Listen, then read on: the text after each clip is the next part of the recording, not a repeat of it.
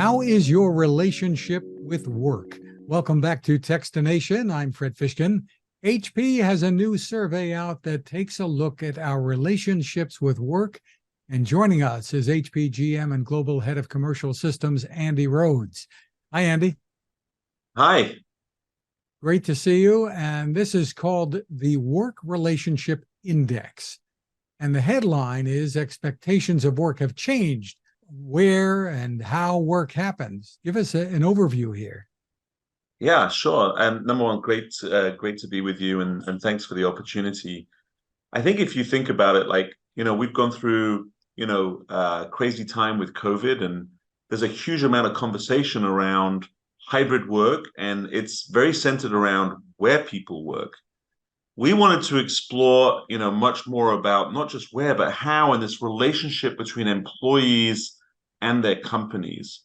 And so that's why we've come up with this work relationship index, is to really go off and figure out what is the more broad and holistic view of how people feel about their work, their life, the companies they work for, and how they just feel about the whole thing. And it's really interesting because some of the findings show that the actual relationship they have, the happiness index, is actually relatively low. And there's a huge correlation between how happy people are at work and how productive they are and how long they're going to stay in a company, and therefore, the cost and the productivity of that organization.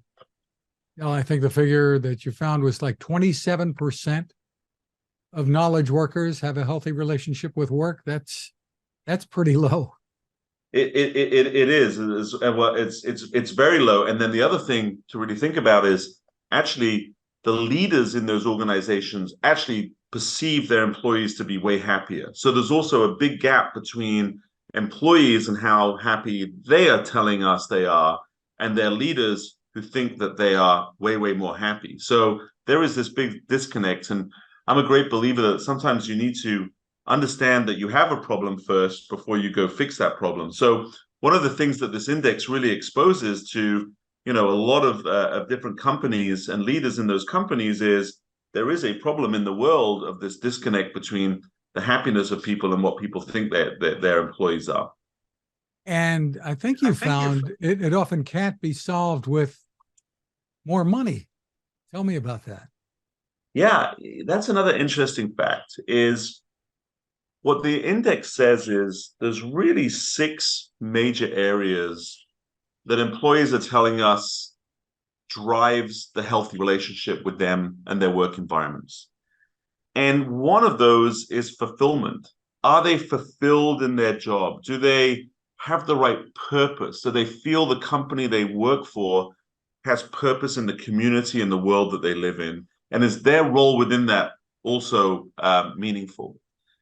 The second that we found was that the way that leaders behave, business leaders behave, creating this emotional link between employees and their managers is also very related to how happy they are at work, which, is probably self-evident, but comes out as a very, very high indicator.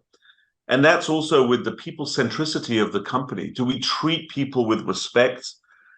Do they feel part of the organization, the community? Do they have flexibility, autonomy? Do they have work-life balance? That is incredibly important. Another is, are companies teaching their employees new skills to be successful in the future? And so actually, happiness comes and says, hey, is my employer investing in me and my future by building modern skill sets, whether it's around AI or other things?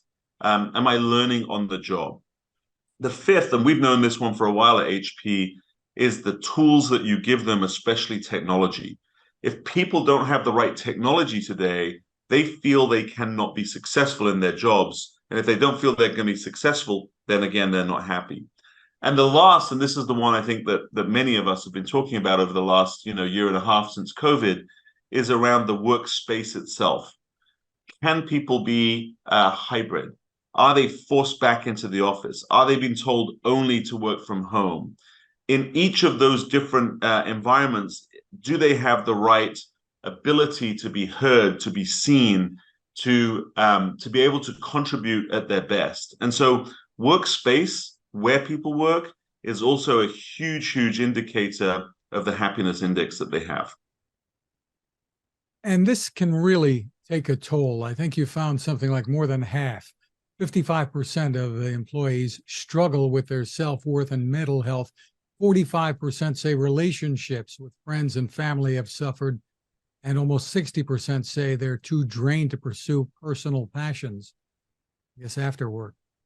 Yeah, and that's if you when you say it like that, Fred, it's somewhat depressing because I think if you have a great relationship with your work and with your company, that should be the reverse. Modern companies that thrive are the ones that show this emotional leadership, that are encouraging their employees to get these life skills, to have this balance, to pursue passions both within the company and outside. It brings so much back to the organization. But it also has a cost. Mental health issues, well-being, it has a cost on organizations. If people leave for absences, then you have to get temporary people in. You have to recruit new people. And so what this index exposes is a need to really look after the well-being and welfare of employees. And they don't feel that as a community of leaders across the world, and this is 15,000 plus people that we surveyed and interviewed, they don't feel we as leaders in businesses are doing a good job to help them right now. And it is expensive for companies to train a new employee, to try to cultivate some sense of loyalty. It's not easily done today, is it? It's not, and the index doesn't go into the actual details behind that. But you're right, Fred. I mean, to employ new people, you have to go do searches. You have to bring them into the organization. There's always a ramp up time. There's a burden on other employees to do that. There's an erosion of culture. In many of this, it comes back to the culture of the organization. You have to assimilate people into that culture. You have to continue to build that culture. Now, bringing new people in, especially diverse, talent, diversity of thought, diversity of people, also creates value to organizations. But if you have a huge, turnover of labor, then that does absolutely impact your costs, but also the culture that you're creating. Tell me a bit about why HP is looking at this issue and publishing this. Yeah, sure. Great question. Well, number one, I'd say that, HP's foundation 80 years ago, when we were founded by Bill and Dave Hewlett and Packard, it was a very, very, we started with this philosophy around employees thriving in our organization. A lot of the modern work practices, open door policies, getting employees to really see work as a community, a place to thrive, comes back to their philosophies 80 years ago. So it's sort of dear and near to our heart. The second is, we're a large employer ourselves. We do a lot of employee satisfaction surveys and understand how our people are feeling, so we can use a lot of this internally. But also, we have deep connections with our customers.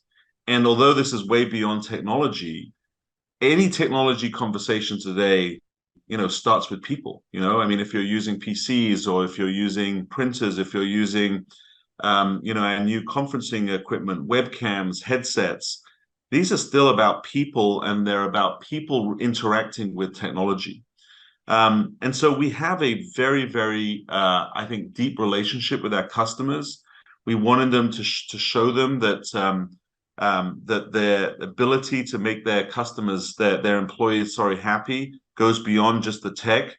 And so we want to make sure that our customers thrive as well. And by sharing this index and sharing this knowledge, we feel that we can give them a leg up and the ability to take this research and look at their own organizations and see how they can improve. Terrific. Where can people go for more information? I think we're publishing a lot of this on our web. So if you visit hp.com, then there will be links on hp.com to the index itself. Terrific, and very innovative doing this. Thank you for spending time with us, Andy. Yeah, thanks, Fred. We appreciate the opportunity.